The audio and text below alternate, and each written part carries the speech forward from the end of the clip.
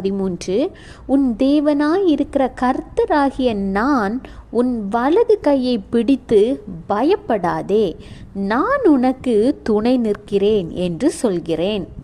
இந்த வசனத்தை நீங்கள் வாசிக்கும் பொழுது, விசுவாசிக்கும் பொழுது, ஆண்டவர் உங்களோடு நேருக்கு நேராக பேசுவதை உங்கள் ஆவியில் உணர்வடைய முடியும். இந்த உலகத்தில் அவர் படைத்த அனைவருமே அவருடைய பிள்ளைகள்தான். அவருக்கு பாரபட்சம் கிடையாது. அவர் மதம் மாற்றுகிற தேவன் அல்ல.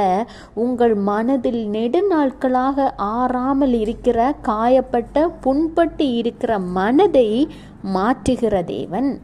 உங்கள் மனது குணப்படும் பொழுது உங்கள் சரீரம் முழுவதும் மனமகிழ்ச்சியாயிருக்கும். விசுவாசிங்க, உணர்வடையுங்கள், குணமடையுங்கள். Have a blessed day. Jesus bless you.